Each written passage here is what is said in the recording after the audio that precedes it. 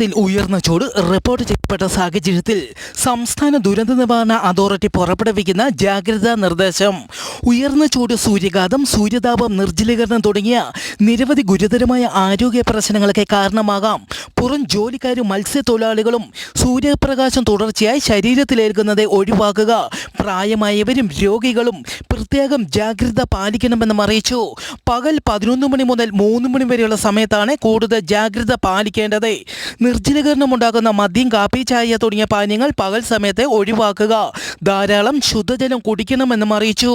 ചൂട് വർദ്ധിക്കുന്ന സാഹചര്യത്തിൽ കാട്ടുതീ വ്യാപിക്കാൻ സാധ്യതയുള്ളതിനാൽ വനമേഖലയോട് ചേർന്ന് താമസിക്കുന്നവർ പ്രത്യേകം ജാഗ്രത പാലിക്കണമെന്നും അറിയിച്ചു.